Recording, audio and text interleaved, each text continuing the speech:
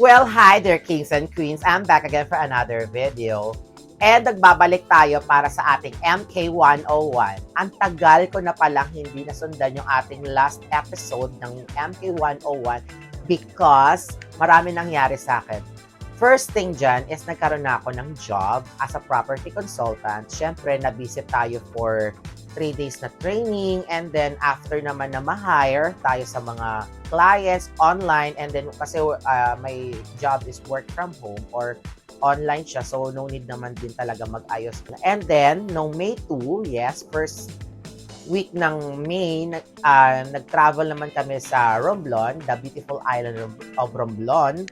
And my favorite na spot sa Romblon is yung Bonbon Beach.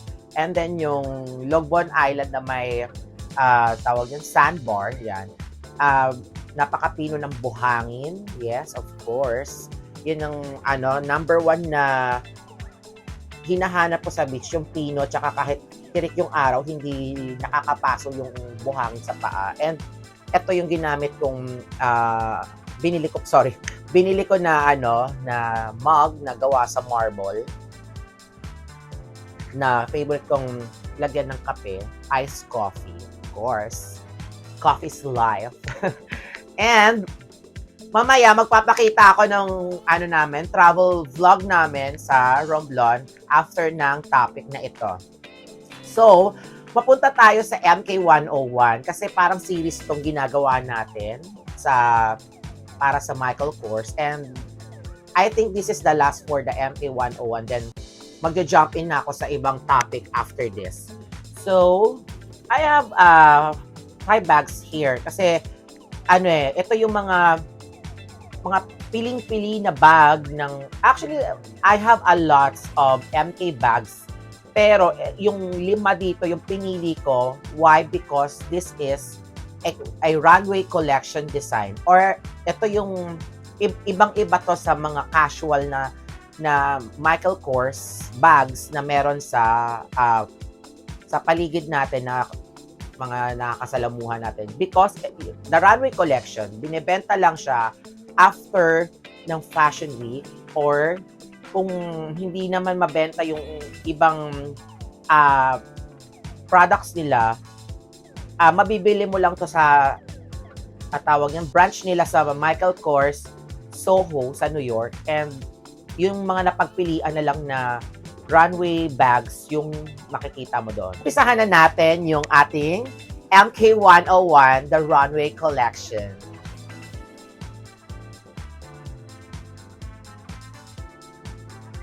First of the foremost, dito sa ating MK101, ano nga bang ibig sabihin ng Michael Kors Collection or MKC? Ano nga ba ang difference na to sa Michael Kors na diffusion line? Well, pag sinabi mong diffusion line, ibig sabihin much affordable or mas less yung quality na ginagamit nila for a bag or a shoes na product ng isang brand. While the Michael Kors Collection or yung tinatawag nating mainline, ito yung mas luxurious and syempre, mas maganda yung quality. Ibubukin ko na sa inyo ha. Michael Kors gumagamit ng genuine leather. While Michael Kors Collection, mas gumagamit ng mas magandang klase ng leather tulad ng top grain leather. Ayon. So, kung hindi nyo alam yung pinagkaiba ng genuine at ng top grain leather, i-google nyo na lang. Okay, back tayo dun sa Michael Kors. So, ano pa yung ibig sabihin ng Michael Kors Collection?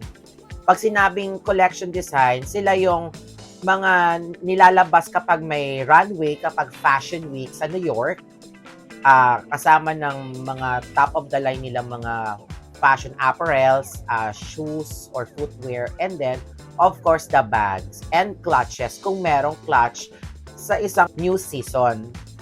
So, medyo may kamahalan talaga itong mga collection design because pumapalo to ng 100,000 up to 200 or 300,000 per piece.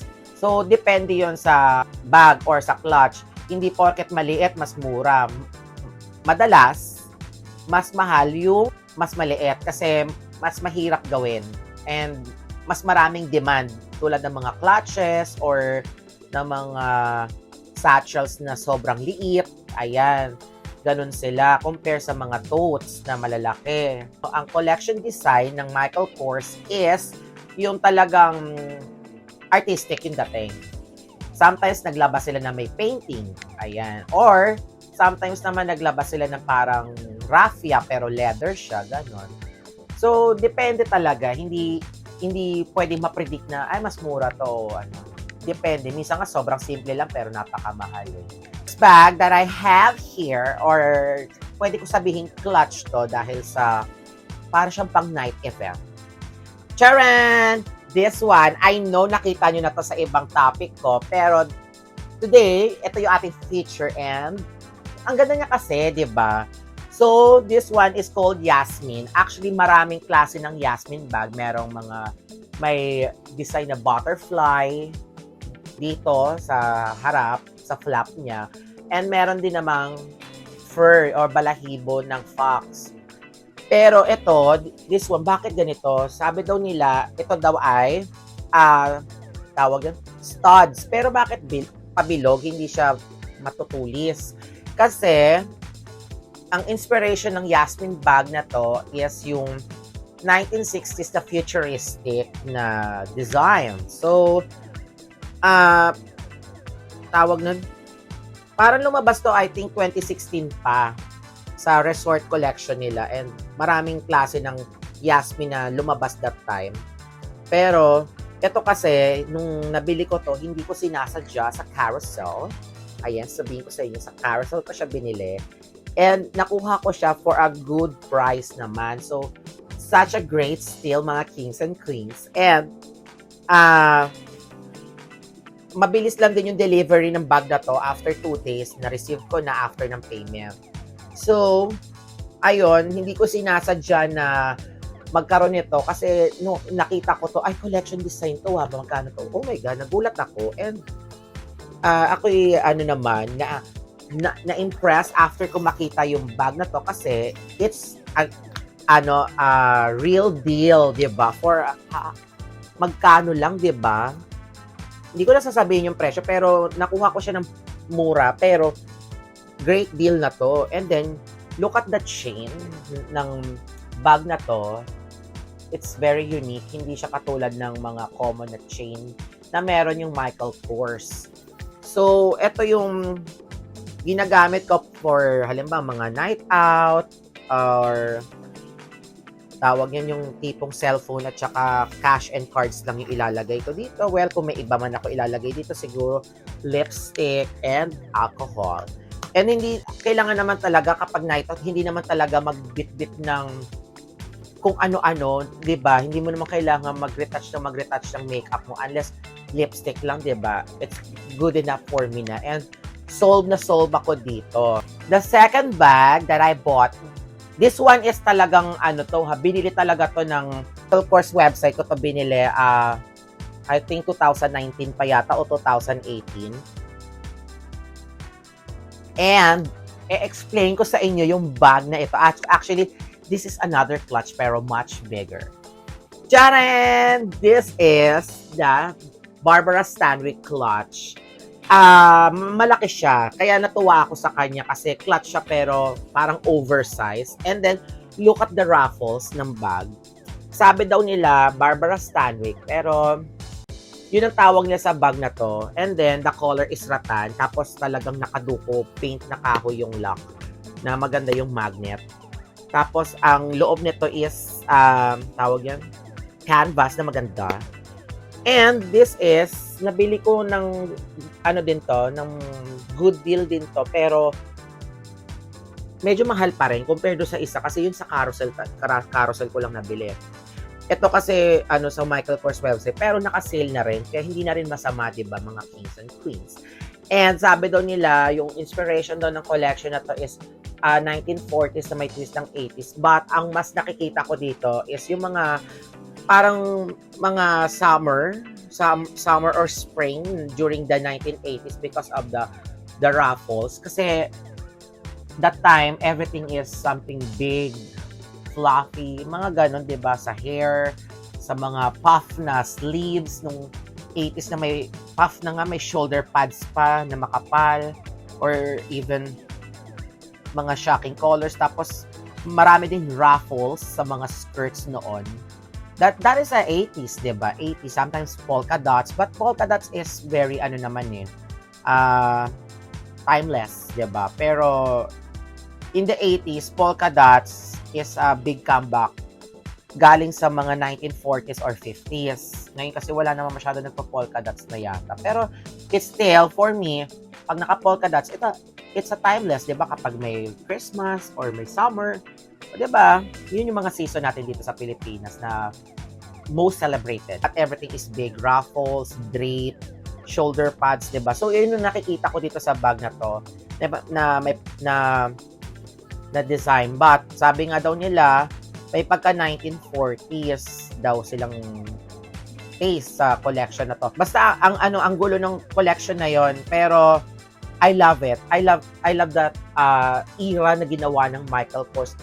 Kasabay lumabas nitong Stanwick na to. Pero for me, this bag is so very 80s. Okay, the third na bag, actually, this is a tote bag na maliit or top handle or tote bag. I think this is a tote. And this is my bag na dream, pero hindi ko siya dinidib nung mga time na wala ako nito until nakahanap ako sa online ng parang last batch yata to ng design na ito after nun pumalit na yata yung Bancroft ng Michael Kors. So, this is the 2014 or 15, I think, na Miranda tote na maliit lang. And pabor sa akin yung ganitong tote. Pwede sa akin to pang office. Yes, kasi minsan may mga meeting kami. Kasi, hindi siya masyadong malaki. And I think yung tablet to kasha. Pero I think kapag may laptop ka na maliit, anong ba tawag doon? MacBook Mini, parang kakasya din dito. And then, yun nga lang, hindi talaga siya totally nako-close kasi hindi nga lang secure yung gamit.